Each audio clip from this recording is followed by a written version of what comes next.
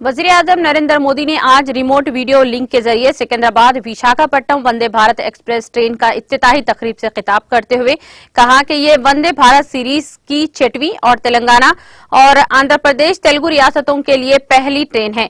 ये ट्रेन नए हिंदुस्तान के अज़ाइम और सलाहियतों की मजहर है। ये उस हिंदुस्तान की अलामत है जिसने तेज तरक्की की है। हिंदुस्तान जो अपने ख्वाबों को शर्मिंदाए ताबीर और ख्वाहिशात को पूरा करने के लिए बेतकान मसाई कर रहा है। इस मौके पर खिताब करते हुए वज़ीर आज़म ने कहा कि इस त्योहार के माहौल में तेलंगाना और एपी के अवाम के लिए ये ट्रेन एक तोहफा है। इसके जरिए तेलंगाना और एपी में सकाफत और सखावती विरसे का तबादला होगा। उन्होंने इस ट्रेन के आगाज पर मसरत का इजहार करते हुए कहा कि इससे सियाहत को फरोग मिलेगा और मैशियत को फायदा होगा। वज़ीर आज़म ने कहा कि तेलंगाना में रेलवे की तरक्की के लिए सख्त मेहनत कर रहे हैं। उन्होंने कहा कि पेशरफ्त हुकूमतों ने तेलंगाना में रेलवे की तरक्की के लिए 250 करोड़ रुपये भी दिए थे, लेकिन अब इनकी हुकूमत 3000 करोड़ से ज्यादा दे रही है।